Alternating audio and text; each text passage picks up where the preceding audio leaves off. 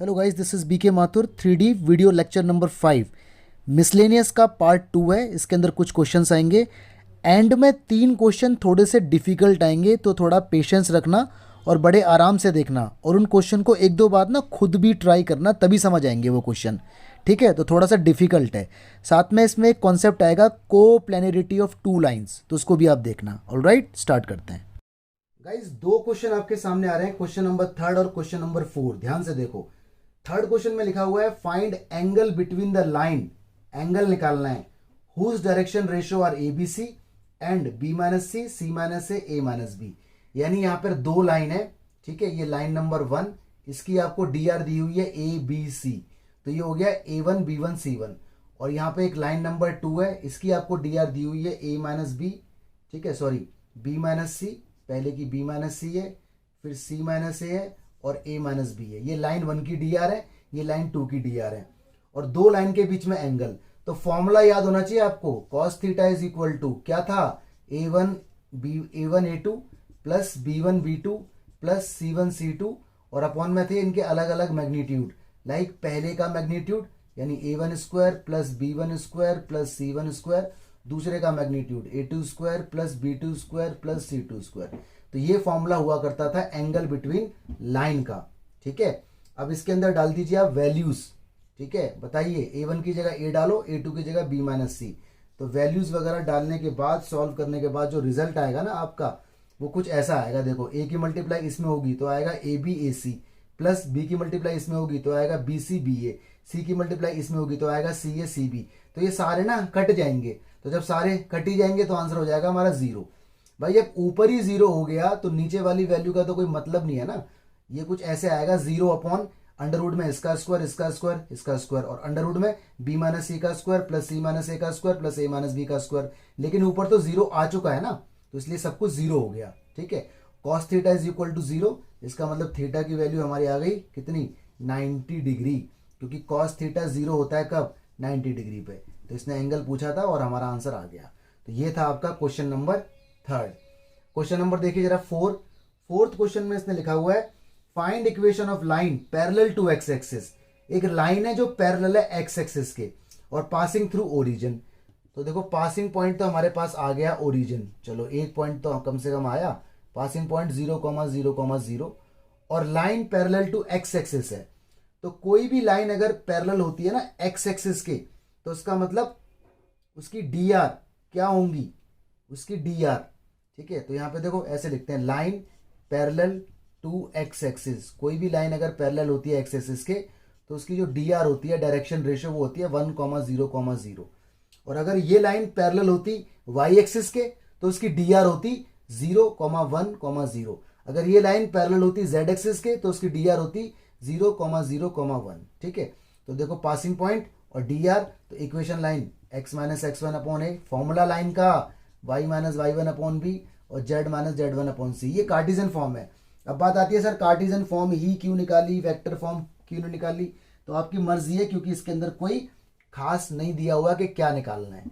तो x रहेगा ऐसे, x1 की जगह 0, y रहेगा ऐसे, y1 की जगह 0, z ऐसे, z1 की जगह 0। ये x1 y1 z1 है, अपॉन में आएगी डी आर, यानी 1 0 और 0। तो दिस इज योर आंसर। ठीक है, ये ध्यान रखना, कोई भी लाइन किसी के पैरेलल हो, ठीक है, तो उसकी डी आर वही होगी जिसके पैरेलल है, बाकी सब 0 हो जाएंगे। ओके, देखिए गाइस, 2 क्वेश्चन आ रहे हैं, क्वेश्चन नंबर 5 और क्वेश्चन नंबर 6। पहले पढ़ते हैं क्वेश्चन नंबर 5। आपको कोऑर्डिनेट दिए हुए हैं ए बी सी डी के, ए इतना है, बी इतना है, सी इतना है, डी इतना है, और इसने कहा एंगल बता दो ए बी और सी डी के।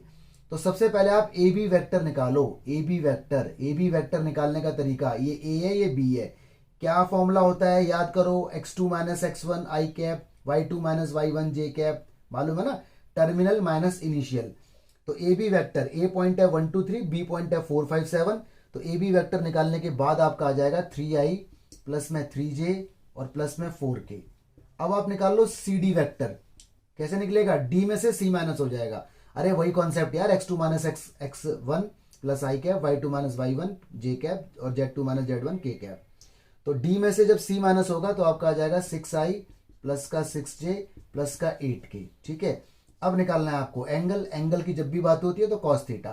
फॉर्मूला आपका होगा A B vector dot C D vector upon A B का मैग्नीट्यूड और यहाँ पर सी डी का मैग्नीट्यूड, ये आपका हो गया फॉर्मूला। ठीक है, अब इस फॉर्मूले के अंदर आप वैल्यू वगैरह डालना और आपका आंसर आ जाएगा। ज़्यादातर ना हम एंगल के फॉर्मूले को मॉडुलस में लेते हैं 3D के अंदर।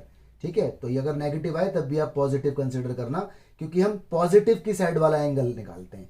तो ये क्वेश्चन आपको खुद ट्राई करना है। ओके, तो ये था आपका क्वेश्चन नंबर 5। अब आते हैं क्वेश्चन नंबर 6 के ऊपर। क्वेश्चन नंबर 6 में लिखा हुआ है if the line this and this are perpendicular find the value of K. ऐसा क्वेश्चन मैं आपको बता चुका हूं लेक्चर नंबर 2 के अंदर। तो देखो इसकी हालत ना ठीक नहीं है। पहले तो देखो, जब भी दो लाइन परपेंडिकुलर होती है तो कंडीशन होती है A1 A2 plus B1 B2 plus C1 C2 is equal to 0। तो ऐसा क्वेश्चन हमने सॉल्व किया था जिसके अंदर P की वैल्यू पूछी थी। तो देखो इसको जरा क्या है, इसमें जो पहली वाली लाइन है वो तो देखो x माइनस 1/-3 ठीक है, y माइनस 2/2 के ठीक है, z माइनस 3/2 ये भी ठीक है, और लाइन नंबर 2 ये भी ठीक है। इसमें सारी लाइनें एकदम ठीक है। तो फिर A1 B1 C1 क्या है, पहली लाइन के नीचे जो लिखा है ना -3 2k और 2 ये सब है, और A2 B2 ये जो 3k 1 और -5 है, दूसरी लाइन के नीचे जो dr है। तो -3 की मल्टीप्लाई करो 3 में तो आ जाएगा 9k। ठीक है, 2k की मल्टीप्लाई करो 1 में तो आ जाएगा 2k। ओके, C1 C2 2 की मल्टीप्लाई करो -5 में तो आएगा -10 इज इक्वल टू 0। सॉल्व करने पर k की वैल्यू -10/7। तो ये क्वेश्चन नंबर 6 था। इस क्वेश्चन के अंदर सारी चीजें ठीक है। अगर मान लो x-1 गलती से 1 - x लिखा होता तो आपको ठीक करना पड़ता। ठीक है, तो ऐसा क्वेश्चन हम देख चुके हैं। 7 क्वेश्चन देखो जरा ध्यान से। इसने लिखा है find vector equation of line. Line की इक्वेशन पूछी है, पासिंग पॉइंट 1 2 3 है। ठीक है जी, परपेंडिकुलर टू द प्लेन, मतलब कुछ इस टाइप से है। देखो ये कोई हमारा प्लेन है, इस प्लेन की इक्वेशन मुझे दी हुई है, दैट इज r डॉट यहाँ पर i प्लस 2j माइनस का 5k। ठीक है, प्लस में 9 इज इक्वल टू 0।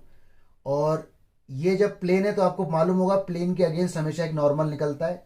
तो ये नॉर्मल वेक्टर हो गया इसका। नॉर्मल वेक्टर यही होता है जो r के बाद होता है, और अगर ये XYZ में होता तो XYZ का कोफिशिएंट जो होता है वो नॉर्मल होता है। ये i हो गया, ये 2j हो गया, और ये माइनस का 5k हो गया। इसे कहते हैं नॉर्मल वेक्टर। ठीक है, अब एक लाइन है जो 1 2 3 से पास हो रही है, तो यानी ये कोई पॉइंट है जिसमें 1 2 3 यहां से कोई लाइन पास हो रही है।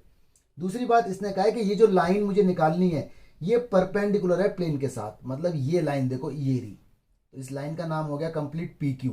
तो ये लाइन इस प्लेन के साथ, ये जो प्लेन है ना इसके साथ 90 डिग्री का एंगल बनाती है, 90 डिग्री का एंगल। तो मुझे PQ की इक्वेशन बतानी है, I need to find equation of PQ। अब इसने कहा वेक्टर इक्वेशन बतानी है। तो आपको मालूम है ना कि जब भी लाइन होती है तो लाइन पे एक बी वेक्टर होता है। देखो प्लेन पर हमेशा नॉर्मल होगा और लाइन पर हमेशा बी वेक्टर होगा। ठीक है, तो इक्वेशन ऑफ लाइन लिखो पहले यहाँ पे जो हमें निकालनी है, इक्वेशन ऑफ लाइन PQ इस तरह से। तो लाइन का फॉर्मूला होगा R is equal to A plus lambda B. Diagram हमेशा बना के रखना।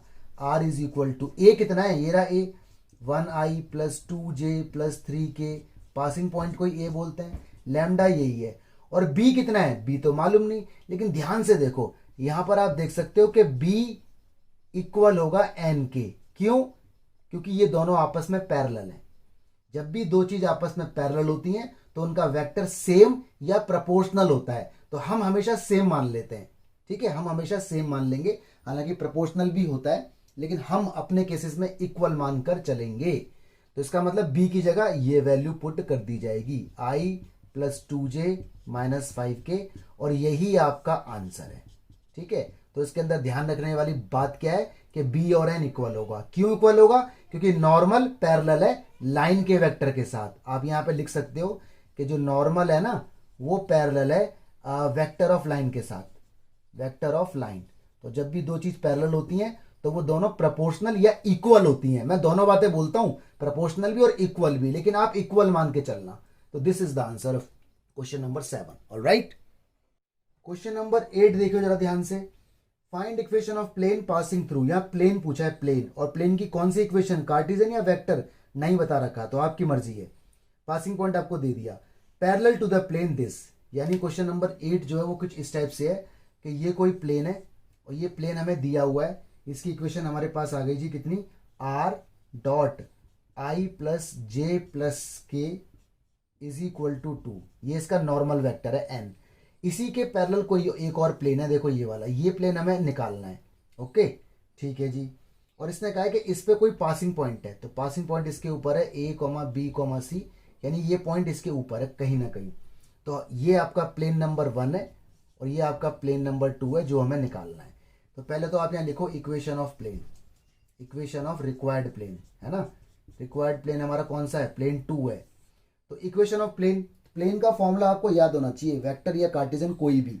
भाई जब तक आपको इक्वेशन ऑफ प्लेन याद नहीं होगी तो कैसे लगाओगे। तो 2 फॉर्मूले होते हैं इसके, वैसे तो इसके 4 फॉर्मूले थे, याद करो। तो यहाँ पर पासिंग पॉइंट है, तो आप चाहो तो वेक्टर फॉर्म निकाल सकते हो, आप चाहो तो कार्टेशियन फॉर्म, कोई सी भी निकाल सकते हो। चलो हम निकालते हैं वेक्टर फॉर्म, वो होता है r minus A dot N, याद है ये फेमस फॉर्मूला है इसका, इज इक्वल टू 0। इसकी डॉट इसमें कर देते हैं तो ये हो जाएगा r dot N is equal to A dot N, और आगे इसको बढ़ा देते हैं। r ऐसी रहता है, n कितना है मालूम नहीं हमें, a कितना है, a हमारा ये रहा, ए आई प्लस बी जे, ठीक है, प्लस सी के, पासिंग पॉइंट को बोलते हैं। n हमें मालूम नहीं है, तो यहां पर स्थिति फंस रही है क्योंकि हमें n नहीं मालूम।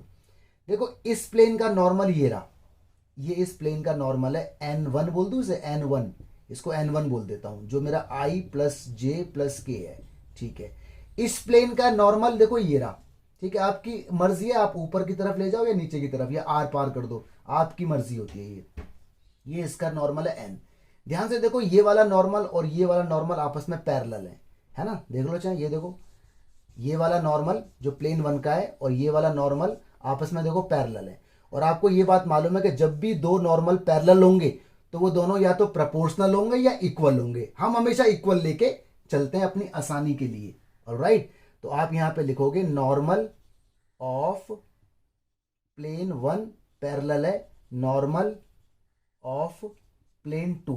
तो इसलिए जो n होगा ना, n वो वही होगा जो n1 है, जो n है वो वही होगा जो n1 है।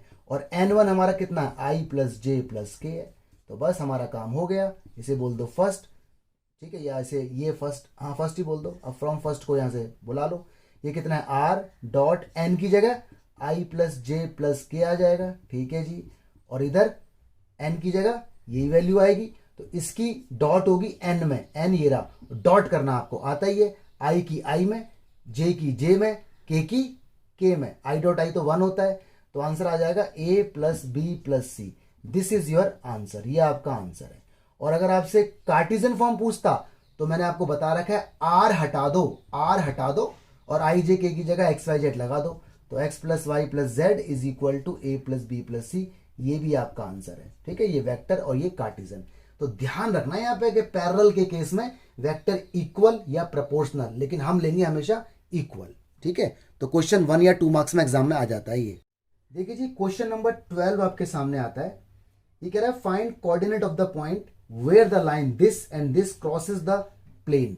डायग्राम बना के दिखाता हूं, देखो ये कोई प्लेन आपको दिया हुआ है, this is the plane, equation इसकी है 2x plus Y plus Z is equal to 7, ये प्लेन 1 है। कोई लाइन इसको क्रॉस करते हुए जा रही है, देखो इस तरह से, ठीक है। इसका पहला पॉइंट लाइन का ये रहा 3 माइनस 4 और माइनस का 5, और दूसरा पॉइंट आपके पास ये रहा इसका, दैट इज 2 माइनस 3 और 1। ये कोई पॉइंट है सी जिसका नाम है एक्स वाई जेड, ये हमें निकालना है, ठीक है। तो कुल मिला के बात यह है कि लाइन इंटरसेक्ट हो रही है प्लेन के साथ, तो लाइन और प्लेन को सॉल्व करके जो आंसर आएगा वो आपका इंटरसेक्शन पॉइंट आ जाएगा। तो सबसे पहले आप लाइन निकालनी पड़ेगी। याद करो लाइन की इक्वेशन 2 पॉइंट से, जब भी आपको 2 पॉइंट दिए होते हैं तो लाइन की इक्वेशन, तो लाइन ऐसे निकालेंगे, लाइन ए बी, फॉर्मूला याद है, x minus x1 y minus y1 z minus z1 upon x2 minus x1, इसे a कहते हैं dr। x2 में से x1 माइनस होगा तो इसे a कहते हैं। यहाँ आता है y2 माइनस y1, यहाँ आता है z2 माइनस z1। आपकी मर्जी है, आप वेक्टर फॉर्म निकालो या कार्टेशियन फॉर्म निकालो, आपकी मर्जी है। तो ये x1 y1 z1 है और ये x2 y2 z2 सब कुछ इसके अंदर पुट कर दो। तो पुट करने के बाद जो इक्वेशन आएगी वो आएगी ये x minus 3 is equal to Y plus 4 is equal to z plus 5 upon upon upon, और x2 2 में से गया 3, तो नीचे आएगा आपका माइनस 1 1 और आपका आएगा जी 6। ये आपकी लाइन आ गई, लाइन नंबर 2, ठीक है। ये आपका प्लेन है, ये आपकी लाइन है। अब एक काम करना पड़ेगा, लेट करते हैं इसको, x माइनस 3 माइनस 1 और y प्लस 4 अपॉन 1 और z plus 5 upon 6 is equal to lambda मान लेते हैं। तो x की वैल्यू आएगी -1 + 3 लैम्डा। ठीक है, इसको हमने कंपेयर किया इसके साथ, कंपेयर नहीं किया, क्रॉस मल्टीप्लाई किया, इसको इसके साथ क्रॉस मल्टीप्लाई, तो माइनस लैम्डा और ये 3 उधर चला गया तो प्लस का 3। ठीक है, प्लस का 3 आएगा, 3 लैम्डा नहीं आएगा, 3 आएगा। ऐसे ही देखो, जब ये वाली वैल्यू इसके साथ क्रॉस मल्टीप्लाई होगी तो y = आएगा लैम्डा -4। ऐसे ही जब ये वाली वैल्यू इसके साथ क्रॉस मल्टीप्लाई होगी तो z की वैल्यू आएगी 6 लैम्डा -5। 6 की मल्टीप्लाई लैम्डा में और 5 उधर, तो इस तरह से एक्स वाई जेड आपके पास निकल के आ गई। ये जो एक्स वाई जेड है ना, ये आपका पॉइंट सी आ गया, actually point C, minus lambda + 3 lambda -4 6 lambda -5, ये आपका पॉइंट सी आ गया। और आपको मालूम है पॉइंट सी, जो पॉइंट सी है वो लाई करता है ऑन प्लेन वन के ऊपर। और जब भी कोई पॉइंट किसी प्लेन पे लाई करता है तो एक्स की जगह, वाई की जगह, जेड की जगह उसे रख सकते हैं, क्योंकि वो उसे सेटिस्फाई कर रहा होता है। तो रख दो 2, यहाँ आ गया माइनस लैम्डा + 3, वाई की जगह लैम्डा -4, जेड की जगह 6 लैम्डा -5 = 7। ओके, यहां से सॉल्व करने पर ना आपके पास लैम्डा की वैल्यू आ जाएगी। तो लैम्डा की वैल्यू आ जाएगी आपके पास 2। कैसे आएगी ये आप खुद सॉल्व करना। लैम्डा की वैल्यू आते ही यहां रख दो, तो हैंस आपके पास x की वैल्यू कितनी थी, माइनस लैम्डा + 3 थी, y की वैल्यू कितनी थी, लैम्डा -4 थी, z की वैल्यू कितनी थी, 6 लैम्डा -5 थी। लैम्डा की वैल्यू इनके अंदर डालते रहो और आपका आंसर आएगा 1 -2 और 7। जैसे ये आंसर आ जाएंगे तो आपके पास इंटरसेक्शन पॉइंट जो कि सी था वो आ जाएगा, वो एक्स वाई जेड हुआ करता था, तो आपका आएगा 1 -2 और 7। तो इस टाइप के क्वेश्चन एग्जाम में आ जाते हैं, ध्यान से देख लेना, 2 या 1 मार्क्स, 2 मार्क्स में आते हैं ज्यादातर। हाँ जी, क्वेश्चन नंबर 14 आपके सामने आता है। 14 क्वेश्चन को जरा देखो ध्यान से, ये क्या कहता है क्वेश्चन। ये कह रहा है if the point 1 1 p and -3 0 1 be equidistant है फ्रॉम द प्लेन दिस, तो कह रहा है find the value of p की वैल्यू बताओ। तो डायग्राम बना के मैं आपको दिखाता हूं। देखो ये मेरे पास कोई प्लेन है, ठीक है, दिस इज द प्लेन, और प्लेन की इक्वेशन मेरे को दी हुई है ये r डॉट, ये आपका 3i प्लस का 4j माइनस का 12k प्लस 13 = 0, ये है। और मैं इसको कार्टेशियन फॉर्म में कन्वर्ट कर सकता हूं, r हटाना है और i j k की जगह x y z लगाना है। तो ये बन जाएगा 3x प्लस का 4y, ठीक है, माइनस का 12z प्लस 13 = 0। ये बन गई मेरी कार्टेशियन फॉर्म, ठीक है, कोई दिक्कत नहीं, इसका नाम रख दो आप 1। अब देखो इसने कहा है कि p की वैल्यू बताओ अगर ये वाला प्लेन 2 पॉइंट से इक्वल डिस्टेंट पर है, इक्विडिस्टेंट, यानी एक पॉइंट सपोज करो मैं यहां ले लेता हूं, ये है 1, 1, p। तो देखो यहां से और प्लेन की डिस्टेंस ये हो गई b करके, ओके। और एक पॉइंट सपोज करो मैं यहां ले लेता हूं, ठीक है, डायग्राम सिर्फ आपको मैं दिखा रहा हूं, जो हो जाएगा -3, 0, 1। तो यहां से और यहां की डिस्टेंस ये हो गई d, ठीक है। तो इस पॉइंट से प्लेन की डिस्टेंस और इस पॉइंट से प्लेन की डिस्टेंस सेम है, यानी मुझे इनडायरेक्टली दिया गया है कि ए बी इक्वल है सी डी के, ठीक है, ये मेरे को पूरा स्ट्रक्चर दिया हुआ है, ठीक है। अब मैं क्या करता हूं, क्वेश्चन को ऊपर से हटा देता हूं क्योंकि आई नीड सम स्पेस। तो आपको मालूम है ना पॉइंट और प्लेन की डिस्टेंस, एक कॉन्सेप्ट आया था लेक्चर नंबर 2 के अंदर, ठीक है, पॉइंट से प्लेन की डिस्टेंस। तो ए बी देखो मैं इस तरीके से निकालूंगा, ऐसे करके मॉड्यूलस, और यहां पर आएगा इसका मैग्नीट्यूड ए बी। ऐसे ही मैं निकालूंगा सी डी, इधर आएगा मॉड्यूलस और इधर आएगा जी इसका मैग्नीट्यूड, ओके। क्या करता हूं मैं, प्लेन मेरे पास ये रहा, ए मेरे पास ये रहा, इस पॉइंट को डाल दो प्लेन के अंदर, अरे वही पॉइंट है ये, पॉइंट से प्लेन की डिस्टेंस, ये प्लेन की इक्वेशन मेरे पास ये दी हुई है 3x plus 4y minus 12 plus 13 = 0। तो इस पॉइंट को डाल दो इस प्लेन के अंदर, एक्स वाई जेड की जगह 1 1 p, तो ये आपका बनेगा 3 + 4, ठीक है, और ये कितना है, ये 12z है, ठीक है, ढंग से नहीं लिखा है मैंने, माइनस का 12z प्लस का 13 = 0। डालो जी z की जगह p, तो ये हो जाएगा माइनस का 12p, और ये कितना है 13, ऐसे रहेगा। और नीचे आएगा मैग्नीट्यूड, 3 का स्क्वायर 9, 4 का स्क्वायर 16, माइनस 12 का स्क्वायर 144। यहां पर भी ये वाला पॉइंट डालो इस प्लेन के अंदर, प्लेन तो सेम ही रहेगा ना, पॉइंट पुट करो इसके अंदर, तो माइनस का 3 तो माइनस का 9 हो जाएगा, 0 डालोगे तो पूरा 0 हो जाएगा। 12z है ये, माइनस का 12z, z डालोगे माइनस का 12 प्लस का 13, और नीचे आएगा इसका मैग्नीट्यूड, यानी ये 3 का स्क्वायर 4 का स्क्वायर और 12 का स्क्वायर 144, ठीक है। तो यहां तक तो बात आपको समझ में आ गई होगी, ओके। अब क्या होगा, अब मैं इसको रब कर देता हूं क्योंकि आई नीड स्पेस। अब देखो ऊपर आपका नंबर आया कितना, ऊपर प्लस माइनस करने के बाद आया 20 - 12p, मॉड के अंदर रहेगा। नीचे जो भी है रहने दो, ठीक है। नीचे प्लस माइनस करने के बाद जो भी आएगा, या इसको मत छेड़ो, जैसा है वैसे ही रहने दो हालांकि। और ऊपर आया इधर प्लस माइनस करने के बाद माइनस का 8, ठीक है। नीचे जो है उसे रहने दो, 9 + 16 + 144। देखो नीचे से नीचे वाला साफ हो गया। ऊपर बचा 20 - 12p और यहाँ बचा माइनस का 8। देखो जब दोनों तरफ मॉड होता है ना, जब दोनों तरफ मॉड्यूलस होता है, यहाँ भी मॉड्यूलस और यहाँ भी, तो उसको 2 बार लिखते हैं ऐसे करके। 20 - 12p = एक बार तो एज इट इज लिख देते हैं जैसा है, और एक बार ऐसे लिखते हैं 20 - 12p, माइनस लगाते हैं अपनी मर्जी से इस तरह से। यानी अगर मैं आपसे कहूं कि मॉड्यूलस x बराबर मॉड्यूलस y है, तो उसको ऐसे लिखा जा सकता है x = y और x = माइनस का y। एक बार पॉजिटिव जैसा है वैसा मॉड हटा के, और एक बार खुद लगाएंगे नेगेटिव। तो ये रूल जरा ध्यान रखना, ठीक है। अब यहाँ मॉडुलस हट चुका है, नंबर वंबर इधर उधर ले जाके निकाल दीजिए p, तो यहाँ से p की वैल्यू 1 आएगी। इधर भी नंबर उधर उधर ले जाके निकाल दीजिए p, तो यहाँ से p की वैल्यू 7/3 आएगी, और यही आपके दोनों आंसर हैं, ठीक है। तो इस कॉन्सेप्ट को ध्यान में रखते हुए ये काम किया गया है। तो इस क्वेश्चन को देख लो जरा ध्यान से। क्वेश्चन नंबर देखिए 16। बाकी ये क्वेश्चन मैं प्रीवियस वीडियो में बता चुका हूँ। इसने कहा है O be the origin and coordinate of the p 1 2 3 है, 1 2 - 3। Find equation of plane passing through point p and perpendicular to OP।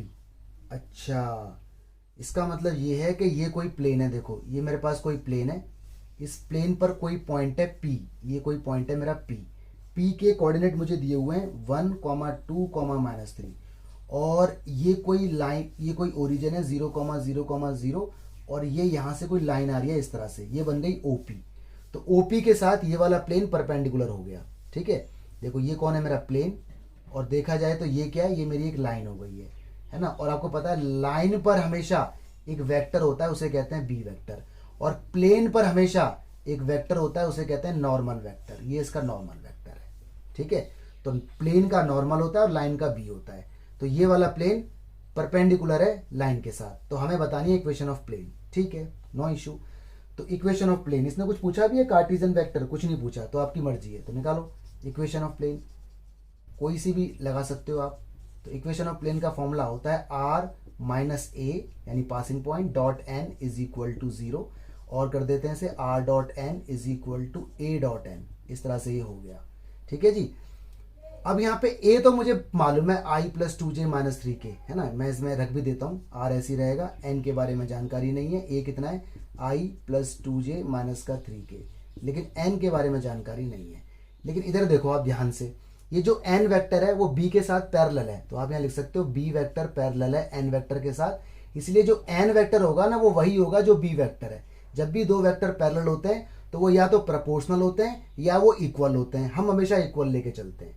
तो n वेक्टर वो होगा जो b वेक्टर है, और b वेक्टर निकाला जा सकता है, क्यों?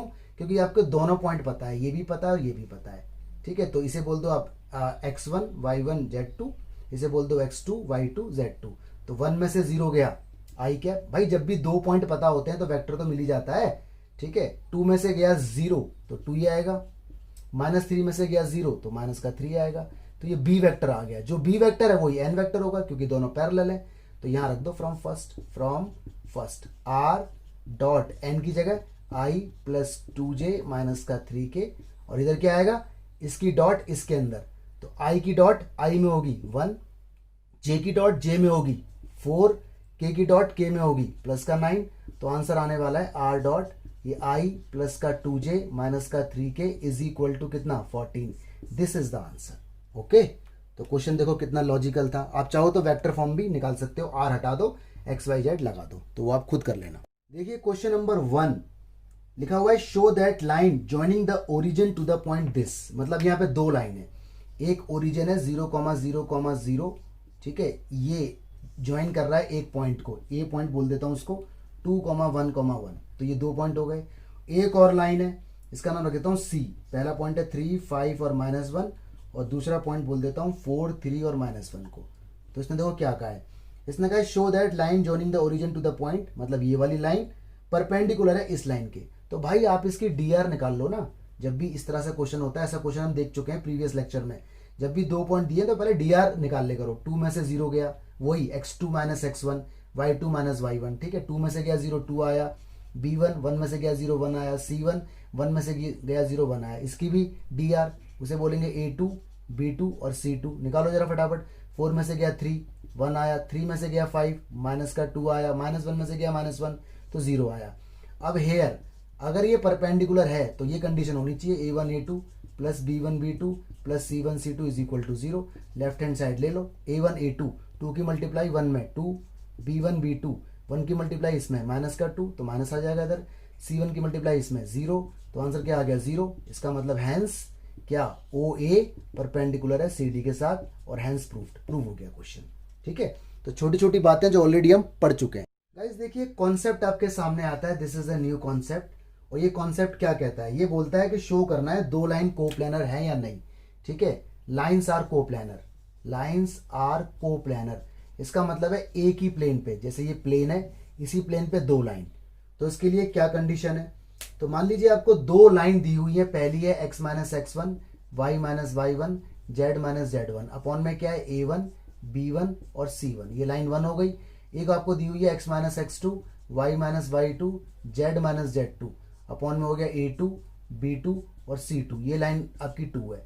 तो अगर ये दो लाइन कोप्लानर हैं तो देखो ये कंडीशन लगेगी, ये कंडीशन आपको निकालना है डिटर्मिनेंट, और यहां रखना है आपको x2 minus x1 y2 minus y1 z2 minus z1 और यहाँ पे a1 b1 c1 a2 b2 c2। इसकी वैल्यू सॉल्व करने पर अगर 0 आ जाए तो इसका मतलब ये दोनों लाइन आपस में कोप्लानर हैं, मतलब एक ही प्लेन पे दोनों लाइन जब होंगी जब ये condition is equal to this होगी। तो इसके ऊपर न्यूमेरिकल आते हैं, वो देख लेते हैं जरा।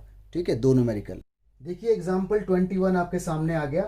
तो आपको इसमें दो लाइंस दी हुई हैं और इसने कहा है शो करो ये कोप्लानर है। ठीक है, तो देखो पहली लाइन क्या है x प्लस 3 अपॉन माइनस 3, दूसरी क्या है y माइनस 1 अपॉन 1, फिर क्या है z माइनस 5 अपॉन 5। तो आप पता लगाओ इसके अंदर x1 क्या है, x1 क्या है x प्लस 3 है ना, ये तो माइनस का 3 लेना है। y1 क्या है y माइनस 1 है ना, तो प्लस का 1 लेना है। z1 क्या है z माइनस 5 है तो प्लस का 5। ठीक है, ऊपर जो होता है ना ये प्लस का 3 तो माइनस का लेते हैं, ऐसा क्यों, क्योंकि ओरिजिनल इक्वेशन में x माइनस x1 होता है, x माइनस x1, और यहाँ पे क्या है प्लस, तो इसका मतलब ये माइनस का 3 रहा होगा जब तो प्लस हुआ।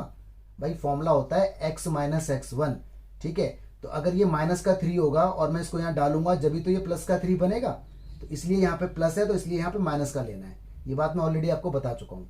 तो पहली लाइन से x1 y1 z1 मिल गए। इसके बाद दूसरी लाइन से निकालो x2, क्या है जी वहाँ x प्लस 1 है तो माइनस का 1, फिर निकालो y2 y माइनस 2 है तो 2, फिर निकालो z2, ठीक है z माइनस 5 है तो 5, ये हो गए। अब निकालो a1, पहली लाइन के नीचे देखो माइनस का 3 है, b1 कितना है 1 है, c1 कितना है 5 है। दूसरी लाइन के नीचे देखो a2 कितना है हमारा, ठीक है a2 बताओ जरा कितना है, माइनस का 1 है, b2 कितना है वो आपका 2 है, c2 कितना है वो आपका 5 है। तो इस तरह से आपके पास सारे पॉइंट आ गए। एक बात और, क्वेश्चन ना ठीक होना चाहिए। जैसे अगर मान लो ये y माइनस 1 अपॉन 1 है तो ठीक है, अगर गलती से ये 1 माइनस वाई अपॉन 1 होता तो पहले से ठीक करना पड़ता, माइनस कॉमन लेते उस माइनस को यहां भेजते। ऐसा हम देख चुके हैं प्रीवियस वीडियोस लेक्चर में। तो अब देखो कंडीशन यहां लिखो, if these lines are coplanar, अगर ये लाइन कोप्लानर हैं तो ये कंडीशन ट्रू होनी चाहिए, यानी x2 minus x1 y2 minus y1 z2 minus z1 या a1 b1 c1 a2 b2 c2 0 आना चाहिए। तो भाई इसके अंदर आप वैल्यूज डाल दो, लेफ्ट हैंड साइड यहाँ पे आप ले लो, ठीक है, ये वाली साइड उठा ली। x2 माइनस x1 ये रहा, माइनस 1 में से माइनस का 3 गया तो 2 आया, 2 में से 1 गया तो 1 आया, 5 में से 5 गया 0 आया।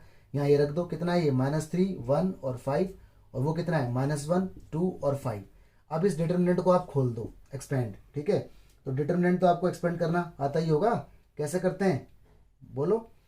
रो 1 के अलॉन्ग पहले 2, ये गया और ये गया, इसकी इसमें होगी 5 1 जा 5 और 5 2 जा 10, माइनस का 1 ये गया और बीच वाला गया, कितना आएगा माइनस का 15 और प्लस का 1, और ये लास्ट क्या है 0, तो वो तो सब कुछ हो जाएगा 0। यहाँ बचा 10 में से 5 गया माइनस, माइनस का 10 बचा, यहाँ कितना बचा माइनस 15, ठीक है ना, नहीं एक मिनट, ये गया 5 1 जा 5 दिया 15 और 1 5 जा 5 आएगा यहाँ पर 5। तो यहाँ कितना बचा, यहाँ बचा जी माइनस का 10, क्योंकि 15 में से 5 गया और माइनस माइनस प्लस का 10, तो देखो 0 आ गया, यानी राइट हैंड साइड आ गई। इसका मतलब hence lines are coplanar, line coplanar हैं, प्रूफ हो गया। ठीक है, तो इस तरह से क्वेश्चन सॉल्व होना था। चलिए और देखते हैं क्वेश्चन इसके जैसा। देखिए एग्जाम्पल 29, शो दैट लाइन्स, अजीबोगरीब लाइन है, आर कोप्लेनर, कोई दिक्कत नहीं। पहली लाइन देखो ध्यान से आपको दिख रही है और आप निकालो इसके अंदर x1, बताओ क्या है। यहाँ लिखा हुआ है x माइनस ए प्लस डी, तो x के साथ जो भी है ना ये माइनस ए प्लस डी, ये उल्टा साइन लेना होता है आपको। तो ये हो जाएगा माइनस का ए तो प्लस का ए, और प्लस का डी है तो माइनस का डी, इस तरह से निकला x1। ठीक है, फिर निकालो आप y1, वो क्या है y माइनस ए, तो प्लस का ए लेना है। फिर निकालो आप z1, वो क्या है minus A minus D, minus A minus D, तो प्लस का लेना है ए प्लस डी, इस तरह से। अब निकालो आप x2, दूसरी लाइन में जाओ, माइनस बी प्लस सी लिखा हुआ है तो b माइनस सी लेना है, y2 ये b लेना है। ठीक है, और z2 ये माइनस बी माइनस सी है तो b प्लस सी लेना है, ये तो होगा ये। अब निकालो a1, a1 क्या है, पहली लाइन के नीचे ये है a माइनस डेल्टा, इसे डेल्टा बोलते हैं सिंबल को।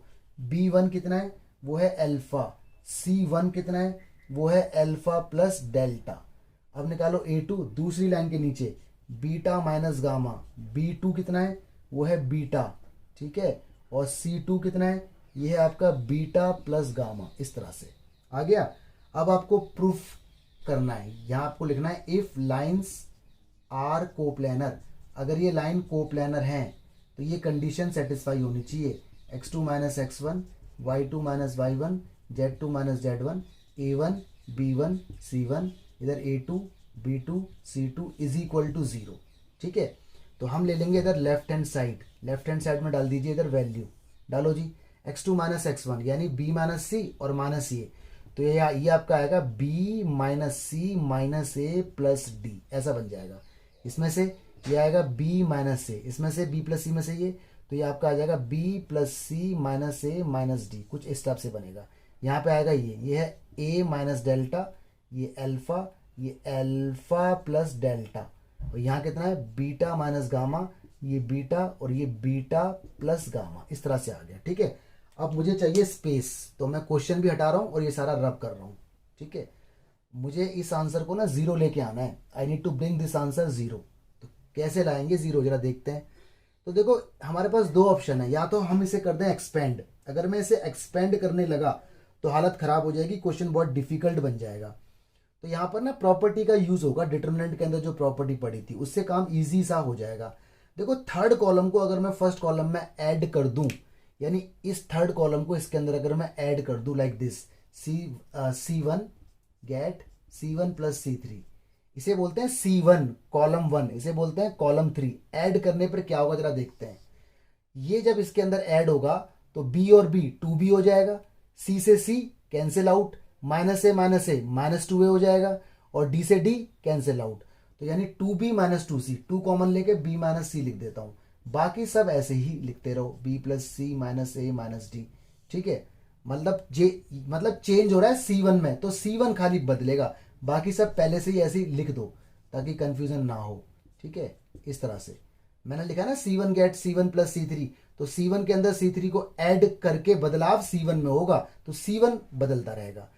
हाँ जी, देखो थोड़ा सा एक करेक्शन है, यहाँ पे ये अल्फा है। ठीक है, ये अल्फा है, आप ध्यान रखना। चलो जी, अब C1 में ऐड करो C3, तो जब ये वाला पोर्शन इसके अंदर ऐड होगा तो डेल्टा से डेल्टा हो जाएगा कट, और अल्फा अल्फा 2 अल्फा हो जाएंगे। ठीक है, ऐसे जब ये वाला पोर्शन इसके अंदर ऐड होगा तो गामा से गामा हो जाएगा cancel out, beta beta 2 beta हो जाएंगे। अब देखो इस पूरे कॉलम के अंदर 2 कॉमन है, तो आप यहाँ लिख दो टेकिंग कॉमन 2 फ्रॉम C1 से कॉमन ले लो, तो 2 बाहर आ गया। यहाँ क्या है B माइनस सी, ये क्या है अल्फा, ये क्या है बीटा, ये क्या है, ये B माइनस सी है, B माइनस ए है, it should be B minus a, ये B माइनस ए होना चाहिए, यहाँ पर B माइनस ए है एक्चुअली, क्योंकि जब मैं इसको इसमें ऐड करूंगा ना तो B और B 2B हो जाएगा, C से C cancel, minus A minus 2 है। तो आप यहाँ पे प्लीज करेक्शन कर लेना। ठीक है, ये आपका B माइनस ए है, ये अल्फा, ये बीटा है, ये अल्फा, सॉरी ये काफी बड़ा है, B plus C minus A minus D, ये आपका अल्फा प्लस डेल्टा, और ये बीटा प्लस गामा। ठीक है, इसमें देखो ये दोनों सेम है, तो डिटर्मिनेंट की एक खासियत होती है कि जब भी 2 कॉलम या 2 रो सेम हो जाएं तो यहाँ पे C1 and C2 two are identical, identical word बोलते हैं एक्चुअल वर्ड, तो इस पूरे की वैल्यू 0 हो जाती है। तो ये देखो राइट हैंड साइड प्रूफ हो गया।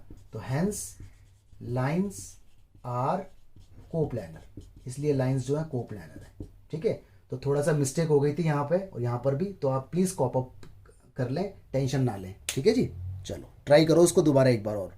गाइस देखो ये क्वेश्चन थोड़ा सा डिफिकल्ट है और थोड़ा लेंदी क्वेश्चन है, तो थोड़ा ध्यान लगाना, 6 मार्क्स के अंदर आएगा अगर आएगा तो। If L1 M1 N1 and L2 M2 N2 are direction cosine of two mutually perpendicular line, मतलब दो लाइन आपस में परपेंडिकुलर है, उनकी डीसी आपको दी हुई है। Show that direction cosine of line perpendicular to both of this, मतलब एक और लाइन आ गई जो इन दोनों लाइन के साथ परपेंडिकुलर है, उनकी डीसी देखो ये लेके आनी है, जो अजीबोगरीब लिखा हुआ है ना नीचे, M1 N2 minus M2 N1, ये आपका L है, N1 L2 minus N2 L1 ये आपका M है, L1 M2 minus L2 M1 ये आपका N है। तो नई वाली लाइन की डीसी ये प्रूफ करनी है आपको। ठीक है, तो जरा डायग्राम इसका पहले एक बार देख लेते हैं। देखो ये मेरे पास सपोज करो इस तरह से 3 लाइन आपस में म्यूचुअली परपेंडिकुलर है।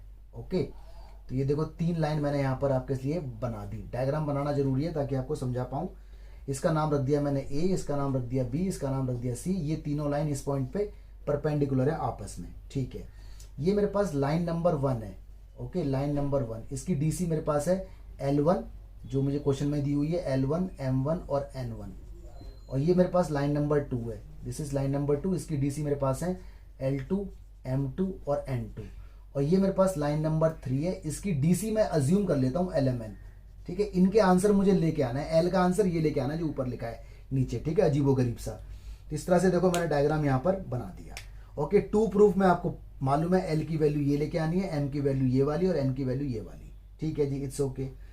अब आपको मालूम है जो लाइन नंबर 1 है उसकी डीसी आपको दी हुई है ये, तो डीसी का एक रिलेशन आपको याद होगा ना, डीसी के स्क्वायर का सम हमेशा 1 होता है, यानी L1 स्क्वायर M1 स्क्वायर और N1 स्क्वायर, इसकी वैल्यू 1 आएगी।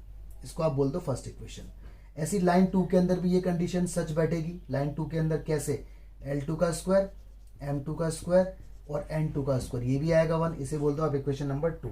ठीक है, दूसरी बात आपको यहाँ पे ये भी मालूम है कि जो लाइन 1 है वो परपेंडिकुलर है लाइन 2 के साथ, और आपको ये बात मालूम है कि जब भी दो लाइन परपेंडिकुलर होती हैं तो उनका डॉट 0 होता है, like this, L1 L2 plus M1 M2 plus N1 N2 is equal to 0।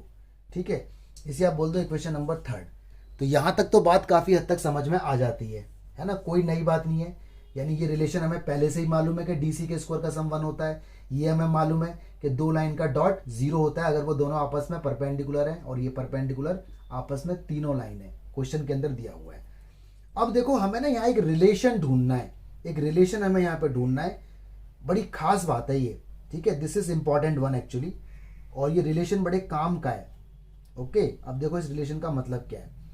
चलो उस रिलेशन को बाद में ढूंढेंगे, पहले एक काम कर लेते हैं, या चलो पहले वो रिलेशन ढूंढ लेते हैं वरना हमें हो जाएगी दिक्कत। देखो मैं यहाँ पे ऐसे लिख रहा हूँ, we can write, we can have, इस तरह से मेरे पास ये कंडीशन और ये कंडीशन है। तो मैं क्या चाह रहा हूँ, मैं ये चाह रहा हूँ कि देखो इक्वेशन 1, ठीक है, मल्टीप्लाई हो जाए इक्वेशन 2 में। ठीक है जी, और ये एक्सप्रेशन पूरा, ठीक है, माइनस हो जाए इक्वेशन 3 से।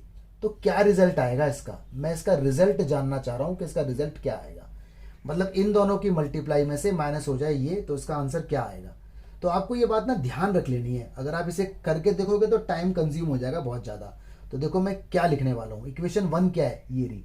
थोड़ा सा याद रखने वाली बात भी है इसके अंदर, लॉजिक तो हालांकि मैं आपको पूरा समझाऊंगा, टेंशन ना लें। इक्वेशन 2 का ये रही मेरी, L2 square plus M2 square plus N2 square minus equation 3 का है ये रहा, L1 L2 plus M1 M2 plus N1 N2 is equal to, अब जरा समझना क्या आएगा। ठीक है, ये बात आप ध्यान रख लेना। देखो इसकी मल्टीप्लाई इसमें होगी, इसकी मल्टीप्लाई इसमें होगी, इसकी मल्टीप्लाई इसमें होगी, फिर M की इसमें होगी, फिर M की इसमें, फिर इसमें, फिर इसमें, और ये सारे ओपन हो जाएंगे। तो खुलने के बाद ना, अरेंज करने के बाद ये कुछ ऐसा आएगा जो मैं अब लिख रहा हूं। देखो ऐसा आएगा, M1 N2 minus M2 N1 इसका स्क्वायर, ठीक है, plus N1 L2 minus N2 L1 इसका स्क्वायर, प्लस, और यहां आएगा आपका L1 M2 minus L2 M1 इसका स्क्वायर। यानी अगर मैं इन्हें खोल दूंगा ना a माइनस बी के होल स्क्वायर से, a square plus b square minus 2ab, a square plus b square minus 2ab, a square plus b square minus 2ab, तो ये सारी चीजें अरेंज होने के बाद यही रिजल्ट देंगी, ये रिजल्ट। तो ये आपको याद रखना है। अब बात आती है हम याद कैसे रखेंगे, इतना डिफिकल्ट। तो देखो याद करने का पैटर्न मैं आपको बता रहा हूं। देखो क्वेश्चन के अंदर आंसर देखो क्या है, m1 n2, तो आपको वही पैटर्न अपनाना है, m1 m2 और यहाँ उल्टा m2 m1।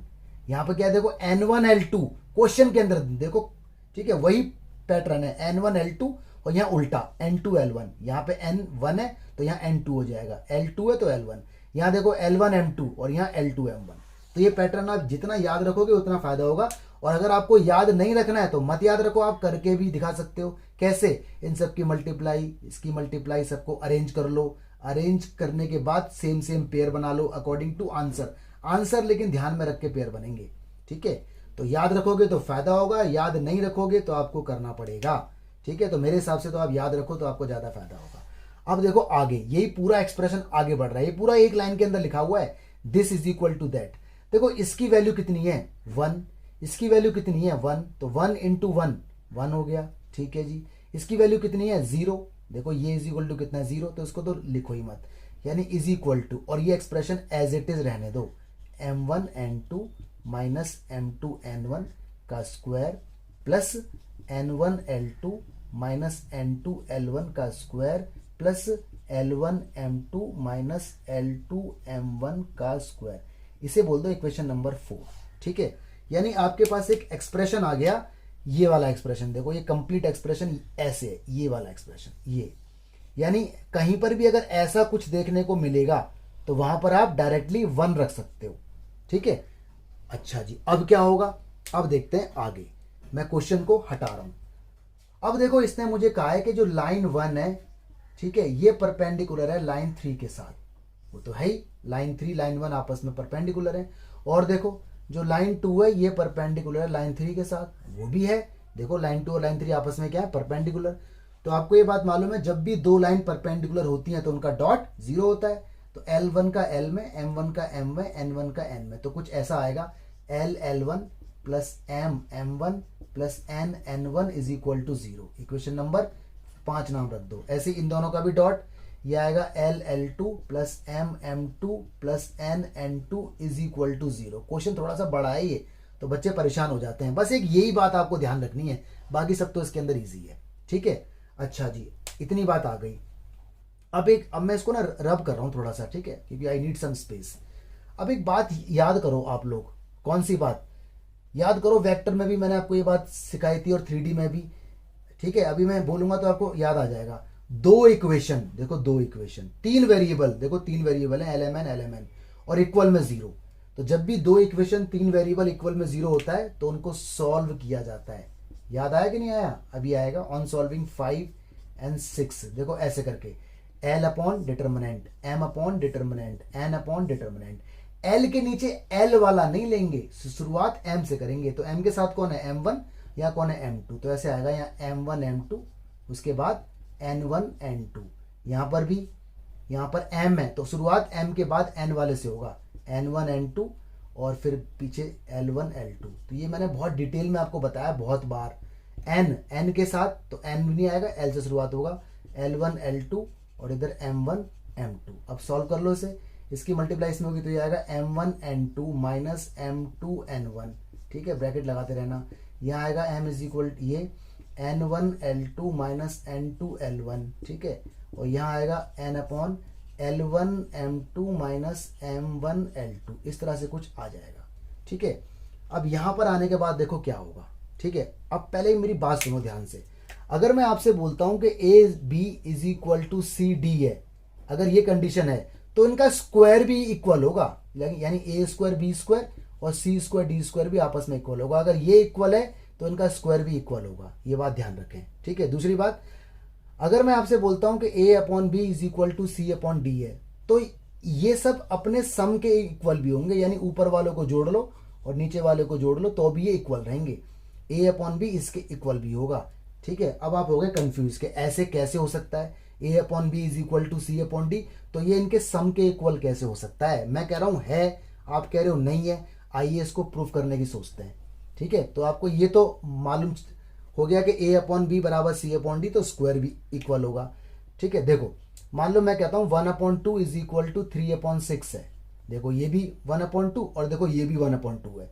तो मैं ये बात बोल रहा हूँ कि ऊपर वालों को अगर आप जोड़ लोगे ना लाइक दिस 1+3, और नीचे वालों को अगर आप जोड़ लोगे 2+6, तो भी ये तीनों इक्वल रहेंगे। देखो ये कितना है 1/2, ये कितना है, ये भी तो 1/2 ही है। ये कितना है, देखो ये भी तो 1/2 ही है। 3 और 1 4 और 2 और 6 8, तो 4/8 दिस इज ऑल्सो 1/2।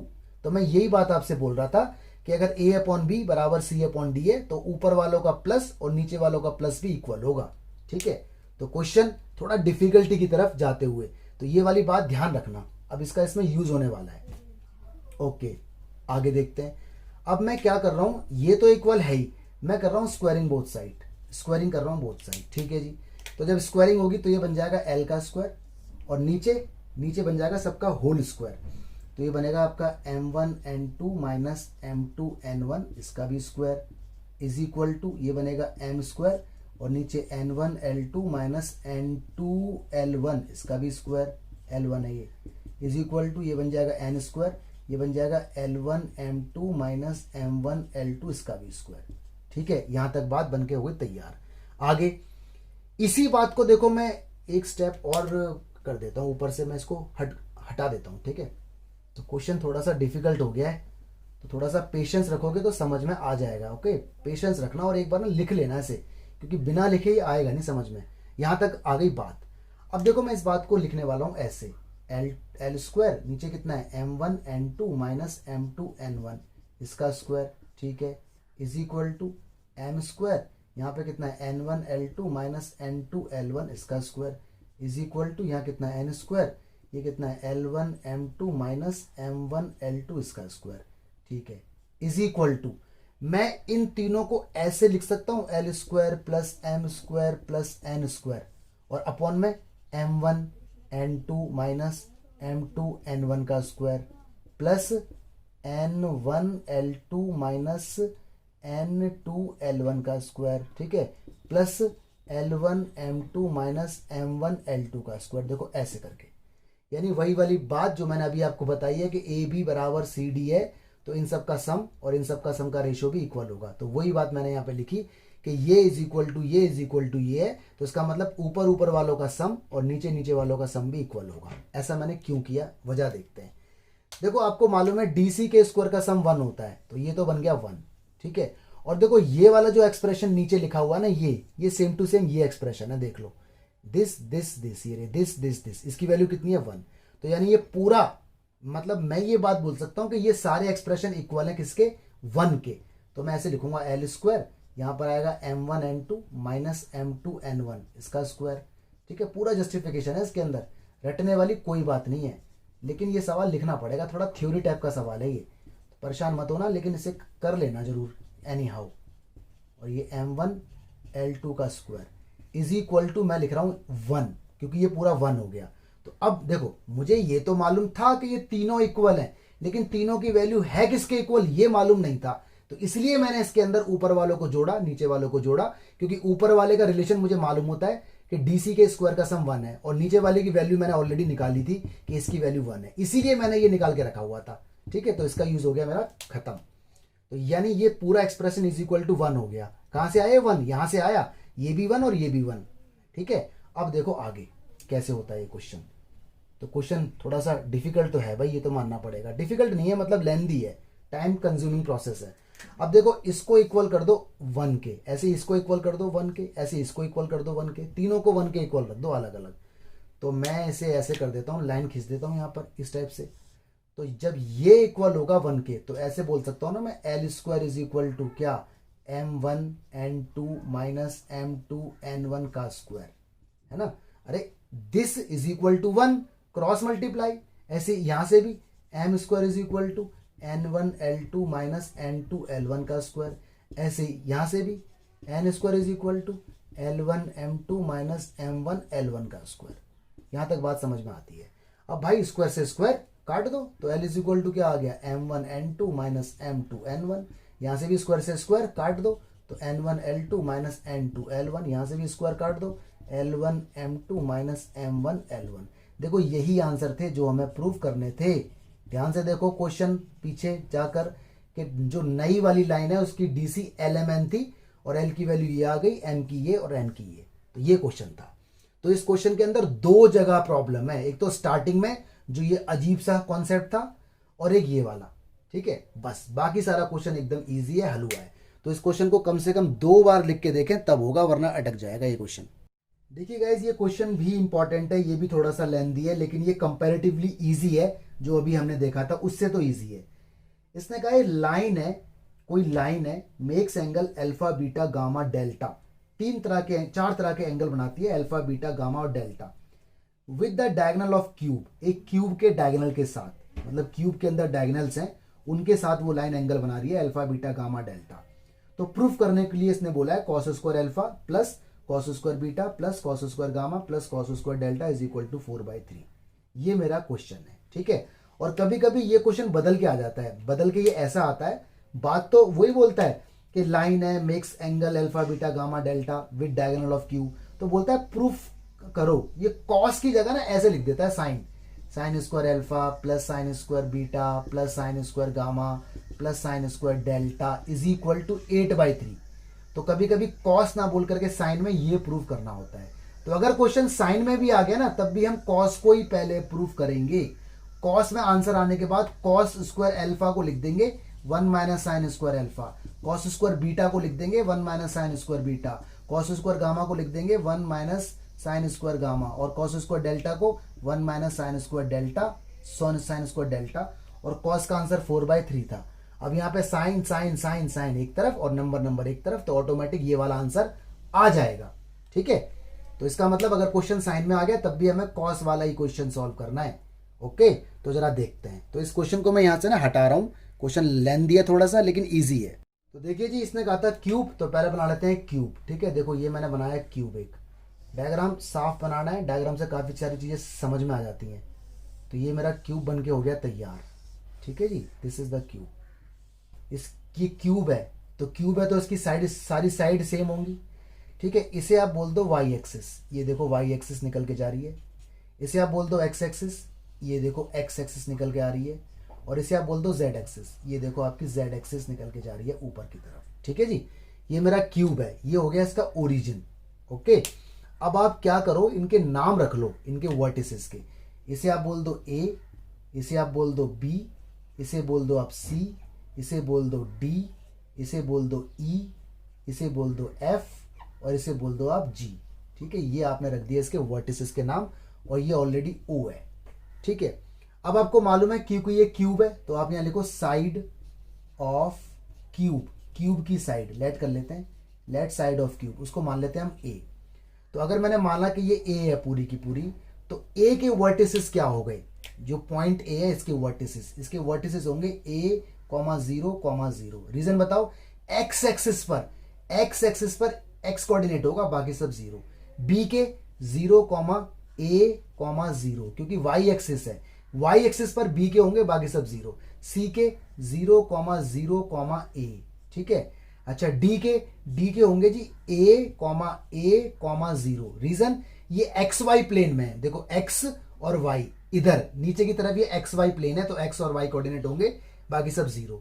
ई के होंगे ए, ए, तीनों, क्योंकि ये स्पेस में, हवा में, तो स्पेस में तीनों होते हैं। एफ आपका जेड वाई प्लेन है, तो जेड वाई प्लेन है तो पॉइंट होंगे 0, ए। ठीक है, और जी आपका जेड एक्स प्लेन है, देखो एक्स और जेड में बना हुआ है, तो इसके होंगे ए, 0, ए। ठीक है, जेड होगा, एक्स होगा और जेड होगा, वाई नहीं होगा। तो ये सारे वर्टिसेस आ गए, डायग्राम आपको समझ में आ गया। ठीक है, अब इसके अंदर डायगोनल देखो जरा कितने हैं। डायगोनल एक तो हो गया इसके अंदर ओ ई, देखो ये इसका एक डायगोनल है ओ ई। एक हो गया देखो ए एफ, ए से लेके एफ तक डायगोनल है। एक हो गया बी जी, बी से लेके जी तक देखो डायगोनल है। ठीक है, ये डायगोनल है इसका। एक हो गया सी डी, सी से लेके डी तक देखो डायगोनल है। तो इसका मतलब आप यहां पे लिखोगे there are 4 diagonal, there are 4 diagonals. Diagonal यहां पे 4 हैं, एक है ओ ई, ठीक है, एक है ए एफ, एक है बी जी और एक है सी डी। ये 4 आपके डायगोनल हैं। अब कोई लाइन है, ठीक है, कोई लाइन है जो इस क्यूब के अंदर से जा रही है, वो मैं आपको दिखा नहीं सकता, कोई भी लाइन इसके अंदर होगी और वो लाइन इन चारों डायगोनल के साथ एंगल बना रही है, तो आप यहां पे लिख दो let angles made by line, line है कोई, ठीक है, let angles made by line with, ठीक है, डायगोनल्स, जो डायगोनल हमारे हैं यहां पर इनके साथ। तो डायगोनल हमारे पास कौन कौन है, एक ओ है, एक ए एफ है, एक बी जी है और एक है सी डी है, ठीक है, is equal to alpha beta gamma और डेल्टा रिस्पेक्टिवली। रिस्पेक्टिवली का मतलब ऑर्डर में, कि जो लाइन एंगल बना रही है ओ के साथ वो अल्फा है, लाइन एंगल बना रही है ए एफ के साथ वो बीटा है। तो ये तो बेसिक नॉलेज हमने यहां पर लिख दी, ठीक है जी। अच्छा, अब आगे देखते हैं। अब देखो बात हो रही है इसमें एंगल की, और आपको पता है जब भी एंगल की बात होती है तो हम बात करते हैं डायरेक्शन कोसाइन की, डीसी की बात करते हैं। एंगल का मतलब डायरेक्शन कोसाइन, ठीक है। अब डीसी हमें निकालनी पड़ेंगी चारों डायगोनल की। देखो ये मेरे पास एक डायगोनल है ओ के वर्टिसेस 0,0,0 होंगे। तो जब भी मुझे 2 पॉइंट पता होता है तो डीसी निकालने के लिए डीआर निकालनी पड़ती है। क्या निकालनी पड़ती है, डीआर। अब मैं यहां से ऐसे रब कर रहा हूं, आप जब तक नोट कर लो वीडियो को पॉज करके, क्योंकि आपको साथ साथ सारी चीजें लिखनी पड़ेंगी वरना दिक्कत हो जाएगी। देखो मैं आपको निकाल के दिखा रहा हूं सबकी डीसी, ठीक है। तो बात करते हैं हम डायगोनल। पहला डायगोनल पकड़ो, पहला डायगोनल हमारे पास कौन है, ओ ई, ये रहा, ये हमारे पास डायगोनल है। तो पहले इसकी डीआर निकालो, डायरेक्शन रेशियो। तो डायरेक्शन रेशियो को बोला जाएगा A1 B1 और C1। डायरेक्शन रेशियो आपको निकालनी आती होगी, कैसे निकालते हैं, ये x1 y1 z1, ये x2 y2 z2। जब भी 2 पॉइंट दिए होते हैं तो डीआर निकाली जाती है, कैसे करके बोलो, x2 माइनस x1, यानी a में से 0 गया, a में से 0 गया, इस वाले a में से 0 गया, तो यानी a और a आ गई। अब निकाल लो इसकी डीसी, नाम रखो L1, फिर नाम रखो N1 और नाम रखो N1। जब भी आपको डीआर दे दे तो डीसी ऐसे निकालते हैं, a अपॉन और इन तीनों का मैग्नीट्यूड, यानी a square plus a square plus a square. ये हो गया a upon a square, a square, a square हो गया 3a स्क्वायर। तो a स्क्वायर तो रूट से बाहर निकल गया a, और रूट में 3 रह गया, तो आ गया 1 अपॉन रूट 3। ये इसकी डीसी है L1। तो M1 भी 1 अपॉन रूट 3 आएगी, क्योंकि a, ठीक है, a अपॉन सेम वाला प्रोसीजर। N1 भी 1 अपॉन रूट 3 आएगा। तो इस तरह से ये OE की डीसी आ गई, ठीक है, डायगोनल OE की डीसी हमारे पास 1 upon root 3, 1 upon root 3, 1 upon root 3 आ गई, ठीक है। ऐसे ही हम सेम काम करेंगे AF के साथ। ये देखो AF है, ये x1 y1 z1, ये x2 y2 z2। पहले निकलेगी इसकी डीआर, कैसे निकलेगी, 0 माइनस से, तो माइनस का a हो जाएगा, a माइनस 0 a हो जाएगा, a माइनस 0 a हो जाएगा। डीआर के बाद फिर डीसी निकालेंगे। ऐसे ही फिर बीजी की, ये बी है और ये जी है, देखो बीजी, तो ये x2 y2 z2, ये x1 y1 z1, इसकी भी डीआर डीसी। ऐसे ही सीडी की, ये x1 y1 z1, ये x2। तो सेम प्रोसीजर बार बार अप्लाई होगा, ठीक है। तो मैं आपके लिए लिख देता हूं लॉजिक, लेकिन यही वाला चलेगा, ठीक है। तो ओई की डायगोनल हमारे पास आ चुके हैं। अब बात करते हैं बाकी डायगोनल्स की। देखिए जी, मैंने सारे डायगोनल की डीआर और डीसी निकाल के तैयार कर दिया आपके सामने। मैं थोड़ा एक्सप्लेन कर देता हूं। ये मेरा AF है, तो AF की डीआर को मैंने A2 B2 C2 बोला। डीआर निकालना आपको आता है, 0 माइनस a, माइनस के आ गया, a माइनस 0, a माइनस 0। इसके बाद निकाला मैंने डीसी, ध्यान से जरा देख लेना कैसे निकला होगा ये, minus a upon under root A square plus A square plus A square, 3a square हो गया।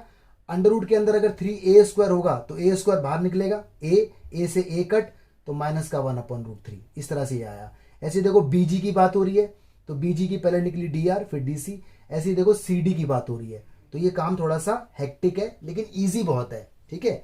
तो इतना काम आप कर लो, सारी डीआर और डीसी निकल के आ चुकी हैं। अब आगे बात होती है, अब मैं ये डायग्राम यहां से हटा रहा हूं।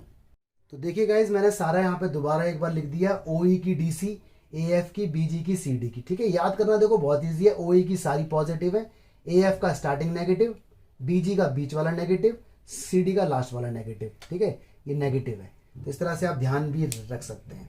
अच्छा, ये तो हो गई। अब यहाँ पे लिख दो DC of line. DC of line, एक लाइन है ना जो इन चारों डायगोनल के साथ एंगल बना रही है, तो उसकी भी तो कुछ ना कुछ डीसी होंगी। तो लाइन की डीसी को मान लो LMN, ठीक है। इस तरह से हमने मान लिया, ठीक है। अब देखो एंगल की बात हो रही है यहां पर, एंगल की, ओके। तो अब बनाते हैं कॉम्बिनेशन, लाइन एंड ओई ठीक है, लाइन और डायगोनल के बीच का एंगल अल्फा था, आपने स्टार्टिंग में लिखा था अल्फा। तो देखो एंगल निकालने का फॉर्मूला ये होता है L1 plus M1 plus N1 is equal to cos alpha. ये भी एक फॉर्मूला होता है, ठीक है। मतलब ये लाइन की DC LMN है और OE की DC L1 M1 N1 है। तो इनकी जब मल्टीप्लाई होगी तो जो एंगल बन के आएगा वो कॉस अल्फा होगा। अल्फा क्यों? क्योंकि आपने लिखा था कि लाइन का और OE का एंगल अल्फा आपने अज्यूम किया था। तो LMN तो LMN ही रहेंगे, बाकी L1 M1 N1 आपको दे रखे हैं, इसके अंदर पुट कर दो। तो L ऐसी रहेगा L1 की जगह इंटू 1/√3, ठीक है। M ऐसी रहेगा N1 की जगह 1/√3, ठीक है। N ऐसी रहेगा N1 की जगह 1/√3, और ये क्या है? Cos alpha. शायद आप ये पहली बार देख रहे होंगे, ये वाला फॉर्मूला शायद आपने आज पहली बार देखा होगा जितनी भी वीडियोस हैं उन सब में। तो आप ध्यान रखें, कंफ्यूज ना हो जाएं कि 2 DC की multiply is equal to angle होता है, ठीक है। 2 लाइन की DC की multiply is equal to angle. तो लाइन की DC LMN है, OE की DC L1 M1 N1 है, तो इनकी मल्टीप्लाई करेंगे तो इनके बीच का एंगल अल्फा हमने माना था, तो वही लिख दिया कॉस। इसको अगर मैं कॉमन ले लूँ तो इस तरह से बोला जा सकता है 1/√3 L plus M plus N is equal to cos alpha. ये हो गया फर्स्ट, ठीक है। आगे देखो ऐसे ही, यहाँ लिखो लाइन एंड, अब लिख लो क्या? AF लिख लिया जी आपने। तो लाइन तो LMN है, AF क्या है? ये रहा ये रहा ये रहा, तो इनकी भी मल्टीप्लाई। तो मैं डायरेक्ट लिख सकता हूँ ऐसे कि 1/√3 तो इनमें कॉमन आ जाएगा और ये L माइनस का रहेगा, M plus N is equal to cos beta. Equation number 2। पहले बताओ इतनी बात समझ में आई कि नहीं आई? देखो लाइन क्या है? LMN, L की मल्टीप्लाई इसमें होगी तो आएगा -√3L, इसमें होगी तो आएगा 1/√3M, इसमें होगी तो आएगा 1/√3N। तो वो 1/√3 कॉमन ले लिया तो माइनस का बच गया, ठीक है। आगे सेम काम फिर कर दो, यहाँ पे क्या? Line and BG। तो लाइन तो LMN है, BG आपका ये रहा, मल्टीप्लाई वगैरह होगी, ये कॉस। तो यहाँ पे आपका आएगा क्या? डायरेक्ट लिखता हूँ 1/√3 L minus M plus N is equal to cos gamma. Equation number 3 हो गई, ठीक है। फिर ले लो लाइन और CD को, यहाँ लिखो लाइन एंड CD, डायरेक्ट लिखते हैं, लाइन LMN है, ये CD है, तो डायरेक्ट मल्टीप्लाई करने के बाद आएगा 1/√3 common L plus M minus N is equal to cos delta. यहाँ पे डेल्टा है, ठीक है। Equation number 4। यहाँ तक बताओ पहले बात पकड़ में आई कि नहीं आई? एक बार फिर सीख लो। कॉन्सेप्ट ये वाला है, लेकिन आप डायरेक्ट इस तरह से लिख सकते हो, ठीक है। देखो पहले में सारे पॉजिटिव, दूसरे में पहला नेगेटिव तो पहला नेगेटिव, तीसरे में बीच वाला नेगेटिव, चौथे में लास्ट वाला नेगेटिव। तो ये इस तरह से आप इसे ध्यान भी रख सकते हो। अब क्या होगा? अब देखते हैं आगे। देखो हमारे पास 4 इक्वेशन आ चुकी हैं, ठीक है। अब आंसर की तरफ नजर दौड़ाओ कि आंसर क्या लाना था। हमें आंसर में लाना था cos square cos square cos square. तो देखो यहाँ पे ये होगा स्क्वायरिंग, ठीक है, आंसर के अकॉर्डिंग। स्क्वायरिंग 1 2 3 एंड 4, इनको स्क्वायरिंग, और स्क्वायरिंग के बाद एडिंग, उसके बाद इन्हें ऐड करना है। तो खुद सोचो, मैं जानबूझ के कॉस वाली साइड को पहले लिख रहा हूँ। तो इसका स्क्वायर होगा तो आएगा कॉस स्क्वायर अल्फा, ठीक है। फिर आएगा कॉस स्क्वायर बीटा, ऐड भी होना है ना, फिर आएगा कॉस स्क्वायर गामा, फिर आएगा cos square delta is equal to. ये तो बात समझ में आती है। अब क्या रह गया भाई? जब इसका स्क्वायर हुआ होगा तो दोनों तरफ स्क्वायर हुआ होगा ना, तो इसका जब होल स्क्वायर होगा इस वाले का तो क्या आएगा? 1/3 बनेगा ये, और यहाँ आएगा L plus M plus N का होल स्क्वायर। तो 1/3, यहाँ भी इसका भी स्क्वायर हुआ होगा तो 1/3 बनेगा, इसका भी स्क्वायर हुआ होगा तो 1/3, मतलब रूट सब में से हट गया होगा। तो 1/3 सबका ना आप कॉमन ले लो इस तरह से, ठीक है। अच्छा जी, अब जरा समझना बात को। जब इसका स्क्वायर हुआ होगा तो होल स्क्वायर लगा होगा, तो L plus M plus N का स्क्वायर ओपन होने के बाद बनेगा L square plus M square plus N square plus 2LM plus 2MN plus 2LN। यहां पर बना होगा L square plus M square plus N square minus 2LM plus 2MN और माइनस 2LN। इसका बना होगा L square plus M square plus N square minus 2LM, क्योंकि minus है, माइनस 2MN और प्लस 2LN। इसका भी L square plus M square plus N square plus 2LM minus 2MN, क्योंकि प्लस माइनस को देख रहा हूं मैं, और माइनस 2LN। तो जब सारे ये ऐड हुए होंगे ना तो 1/3 तो सबका आ गया कॉमन।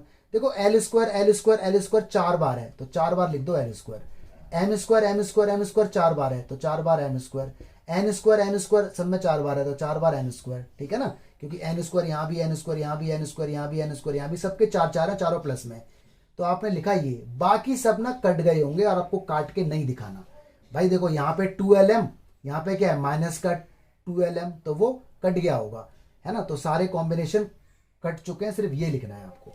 और इसके बाद देखो ये होने वाला है cos square alpha, cos square beta, cos square gamma, cos square delta is equal to 4 ले लो कॉमन, 4/3, अंदर क्या बचा L square plus M square plus N square, इतना बचा, ठीक है।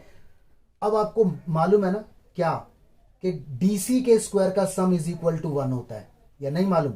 ये तो आप वेक्टर से ही सीखते आ रहे हो, यानी इसकी वैल्यू 1 हो गई, तो 1 हो गया तो मेरा आंसर आ गया cos square alpha, cos square beta और कॉस स्क्वायर गामा और cos square delta is equal to 4/3, ये तो 1 हो गया। तो दिस इज माय आंसर जो मुझे इस क्वेश्चन में लाना था, हैंस प्रूफ्ड, ठीक है। और अगर यही क्वेश्चन साइन में दिया होता तो प्रोसीजर बिल्कुल सेम रहता, क्वेश्चन को करने का तरीका सेम रहता, हम यहां तक ले आते। यहां पे आने के बाद ये जो कॉस स्क्वायर अल्फा है ना, इसे लिख दो 10th क्लास का formula 1 minus sine square alpha. अरे cos square theta 1 minus sine square theta के इक्वल होता है। इसे लिख दो 1 माइनस साइन स्क्वायर बीटा, इसे लिख दो 1 माइनस साइन स्क्वायर डेल्टा, ओ गामा, गामा है ये, ठीक है, गामा गामा, और इसे लिख दो 1 minus sine square delta is equal to कितना है 4/3। अब ये साइन साइन साइन साइन उधर ले जाओ तो प्लस के हो जाएंगे, 1 1 1 1 कितने हो गए 4, ठीक है, उसको उठा के लिया उधर 4/3 और ये सारा उधर चला गया। तो साइन स्क्वायर अल्फा, ये आपका साइन स्क्वायर बीटा, ये आपका साइन स्क्वायर गामा, ये आपका साइन स्क्वायर क्या डेल्टा। एलसीएम ले लो, 3 4 12, 8/3, तो देखो आ गया ना, ये सब लिख देना इधर। तो इस तरह से प्रूफ हो जाता है। तो क्वेश्चन अगर साइन में आएगा तो करना कॉस की तरह ही पड़ेगा। तो ये क्वेश्चन 6 मार्क्स का एग्जाम में आएगा। देखो इस वीडियो के एंड के 3 क्वेश्चन थोड़े से लंबे थे तो आपको टाइम देना पड़ेगा, अदरवाइज नहीं होंगे आपसे। ओके।